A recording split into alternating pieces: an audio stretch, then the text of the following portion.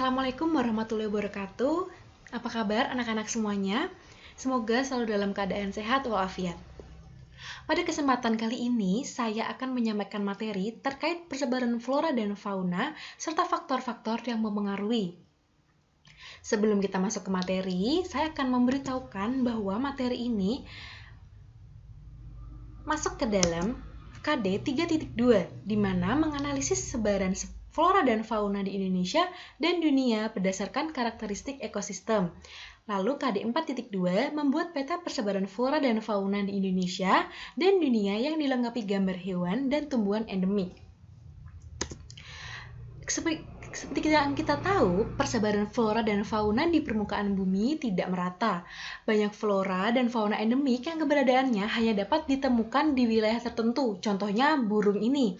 Burung kepodang itu merupakan burung khas Provinsi Jawa Tengah, dan tentunya perbedaan flora di antar wilayah dan fauna juga di antar wilayah satu dan wilayah yang lainnya pasti dilatar belakangi oleh beberapa faktor. Apa saja sih faktor yang mempengaruhi penyebaran flora dan fauna? Yang pertama ada faktor iklim, di mana melingkupi suhu udara, kelembapan udara, angin, dan curah hujan. Lalu yang faktor edafik itu merupakan faktor tanah yang ditempati hewan dan tumbuhan. Yang ketiga ada faktor fisiografi, di mana berkaitan dengan relief bumi. Yang keempat ada faktor biotik, di mana manusia memiliki peran sentral sebagai faktor biotik tersebut. Kita mulai yang pertama, yaitu faktor iklim. Unsur klimatik atau unsur iklim seperti sinar matahari, awan, suhu udara, curah hujan, kelembapan udara, tekanan udara, dan angin akan mempengaruhi kondisi lingkungan suatu wilayah. Karena tidak semua wilayah memiliki sinar matahari yang sama, awan, dan pastinya suhu udara juga berbeda ya. Ada yang suhu udaranya sangat tinggi, ada yang suhu udaranya normal, sedang, dan suhu udaranya rendah sekali. Jadi dan itu tuh mempengaruhi kondisi lingkungan di wilayah tersebut tuh akan seperti bagaimana. Yang pertama yaitu suhu udara. Perbedaan suhu di permukaan bumi disebabkan oleh faktor sudut datang sinar matahari, letak lintang, jarak atau lokasi daratan terhadap laut, ketinggian tempat, dan penutup lahan. Mengapa suhu udara bisa mempengaruhi persebaran flora dan fauna?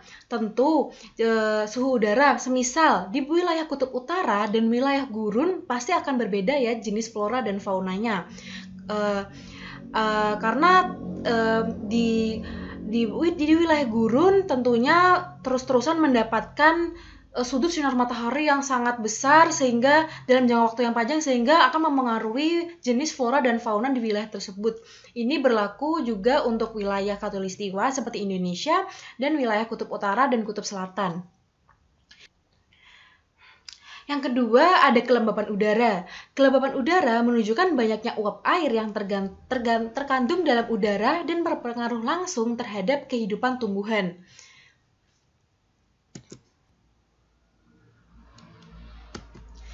Nah, di gambar ini yang sudah ada di slide ini, kita bisa lihat ya bagaimana suhu udara mempengaruhi jenis fauna dan yang ada di suatu wilayah. Seperti yang kita lihat ya, kalau di kutub utara atau kutub selatan, ini jenis faunanya tuh memiliki bulu yang tebal dan kulit yang tebal, di mana memang itu bisa menghangatkan mereka karena kan suhu di sana kan sangat rendah ya. Jadi bagaimana nih supaya mereka bisa bertahan hidup. Nah, itu mengapa mereka memiliki kulit dan bulu yang sangat tebal. Lalu di sebelah kanan bisa kita lihat ini ada foto orangutan, di mana tentu juga memiliki karakteristik yang berbeda dengan hewan yang berada di wilayah kutub utara dan kutub selatan. Bisa kita lihat bulu orangutan itu cenderung lebih tipis. Lalu orangutan juga memiliki kaki dan tangan yang panjang yang digunakan untuk memanjat pohon-pohon yang ada. Karena kan wilayah tropis itu subur ya, jadi terdapat banyak sekali vegetasi-vegetasi yang tinggi dan lebat. Selanjutnya ada angin. Angin memiliki pengaruh yang besar terhadap kelangsungan hidup tumbuhan, di mana beberapa tumbuhan itu terbantu proses pembuahannya itu oleh angin. Selanjutnya ada curah hujan. Banyak sedikitnya jumlah curah hujan akan membentuk karakteristik yang khas bagi vegetasi di bumi. Vegetasi-vegetasi di berbagai tempat tuh pasti memiliki karakteristiknya sendiri ya, dan curah hujan tuh memiliki andil yang besar dalam hal itu. Tentunya wilayah yang memiliki curah hujan yang baik, curah hujan yang tinggi, pasti tumbuhan vegetasi-vegetasinya itu cenderung lebih lebat, berbeda dengan wilayah dengan curah hujan yang rendah. Yang kedua ada faktor edafik. Faktor edafik adalah faktor tanah yang ditempati oleh hewan dan tumbuhan. Kebutuhan pertumbuhan dan perkembangan vegetasi seperti unsur hara, kebutuhan humus, air, dan udara disediakan oleh tanah. Jadi, tanah itu merupakan media untuk vegetasi tumbuh, sehingga ketika suatu wilayah memiliki tanah yang baik, kondisi tanah yang baik, tentu akan mempengaruhi jumlah dan kondisi vegetasi di wilayah tersebut. Dan tentunya hal itu akan mempengaruhi bagaimana sih fauna di wilayah tersebut itu tumbuh gitu. Karena kan pasti hewan itu mencari makan vegetasi. Kondisi tanah akan berpengaruh pada tingkat kesuburan tanah. Kondisi tanah dipengaruhi oleh iklim dan batuan penyusun. Lalu, faktor-faktor fisik tanah apa saja yang dapat memengaruhi persebaran flora dan fauna? Yang pertama ada tekstur. Tekstur merupakan tingkat kekasaran suatu tanah. Jadi, tekstur tanah yang baik itu jika jumlah pasir, debu, dan lempung itu seimbang. Jadi, tidak ada yang berat sebelah sehingga tanahnya itu bisa bekerja dengan baik dan vegetasi di wilayah tersebut juga bisa tumbuh dengan baik.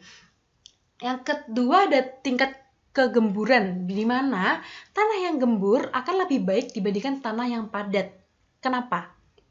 Karena tanah yang gembur itu cenderung akan memudahkan akar-akar tumbuhan itu untuk menembus tanah, sehingga akan lebih mudah untuk vegetasi itu untuk lebih tumbuh, karena semakin akar itu berkembang, maka dia akan mencari sumber-sumber air untuk mereka hidup.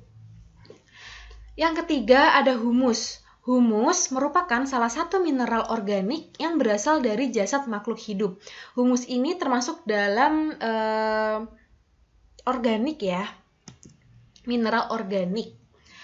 Lalu selanjutnya, kalau tadi sudah ada mineral organik, yaitu humus, sekarang adalah mineral anorganik atau unsur hara. Ini adalah mineral yang berasal dari hasil pelapukan batuan yang terurai dan terkandung di dalam tanah. Contohnya apa? Nitrogen, lalu ada oksigen juga. Lalu yang selanjutnya ada kandungan air tanah. Air yang terkandung di dalam tanah merupakan salah satu unsur pokok bagi pertumbuhan dan perkembangan tumbuhan. Seperti yang kita tahu ya, air merupakan komponen yang sangat penting bagi makhluk hidup, baik tumbuhan, hewan, dan manusia. Nah, semisal kandungan air di dalam tanah itu baik, maka otomatis vegetasi akan tumbuh juga dengan baik ya. Jika vegetasi tumbuh dengan baik, maka hewan-hewan juga bisa makan vegetasi dengan tercukupi dan baik. Lalu, selain kandungan air tanah, ternyata kandungan udara tanah itu juga mempengaruhi persebaran vegetasi. Karena semakin tinggi tingkat kegemburan tanah, semakin besar kandungan udara di dalam tanah. Jadi, ketika tanahnya itu gembur, maka kandungan udaranya juga akan lebih baik, dan sehingga tuh tumbuhan itu bisa bernafas dengan baik. Berbeda dengan tanah yang padat ya. Kalau padat kan tidak ada ruang untuk udara, jadi tidak ada ruang untuk tumbuhan itu bernafas. Nah, bisa kita lihat ya di gambar ini, di gambar pada slide ini, di sebelah kiri bisa kita lihat bahwa jenis tanah tentunya akan mempengaruhi jenis tumbuhan yang tumbuh di daerah tersebut. Tapi ini juga pasti dipengaruhi dengan unsur iklim ya, yang tadi sudah kita bahas sebelumnya. Bisa kita lihat di sebelah kanan vegetasinya tumbuh dengan baik, dan Tanahnya juga warnanya berbeda ya dengan tanah yang di sebelah kiri, yaitu di gurun, karena ya kandungan hara, kandungan humus itu sudah pasti berbeda. Dan ini akan memengaruhi jenis-jenis faunanya juga. Yang ketiga ada faktor fisiografi, di mana faktor fisiografi itu berkaitan dengan relief bumi. Kondisi lingkungan dapat memengaruhi kondisi yang berlaku di habitat flora dan fauna. Faktor fisiografi berkaitan dengan topografi, di mana ketinggian, kemiringan, drainase, dan tingkat erosi tanah. Seperti kita lihat ya di gambar, ini ada tumbuhan di dataran tinggi dan tumbuhan di dataran rendah. Seperti yang kita tahu, kalau semisal di dataran tinggi itu cenderung perkebunan ya, dan ada perkebunan nantes, misal lalu kebun-kebun buah, sayur, tentunya itu lebih bisa tumbuh di daerah dataran tinggi, berbeda dengan padi yang membutuhkan sinar matahari yang cukup dalam jangka waktu panjang ya, tidak bisa di suhu udara yang dingin. Jadi memang padi lebih baik ditanam di wilayah dataran rendah.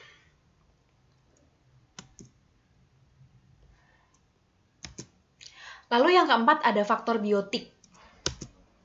Faktor biotik atau makhluk hidup yang berperan sentral dalam persebaran flora dan fauna adalah manusia. Mengapa sih manusia itu merupakan faktor biotik? Nah, manusia itu dapat menjaga kelestarian dan mengubah tatanan kehidupan flora dan fauna dengan alih fungsi lahan. Seperti kita lihat ya pada gambar ini, terdapat sawah yang bisa kita lihat sepertinya akan beralih seperti belakangnya ya, sudah beralih menjadi pemukiman-pemukiman. Nah, dari situ dengan alih fungsi lahan tersebut, maka tentunya jenis-jenis flora, jenis-jenis fauna yang tadinya ada di situ tentunya sudah tidak ada. Lalu selain sawah juga bisa kita lihat ya, seperti alih fungsi lahan hutan itu menjadi pemukiman, atau mungkin menjadi, kalau di dataran tinggi menjadi villa-villa, itu juga pasti akan menghilangkan atau menggantikan jenis flora dan fauna di wilayah tersebut. Terima kasih atas sudah menyaksikan video ini. Semoga ilmu yang saya sampaikan bisa bermanfaat, dan saya minta maaf apabila ada kesalahan dan kekurangan. Semoga kita selalu dalam keadaan sehat dan walafiat, dan terus memiliki semangat untuk belajar. Wabillahi taufiq walhidayah. Wassalamualaikum warahmatullahi wabarakatuh.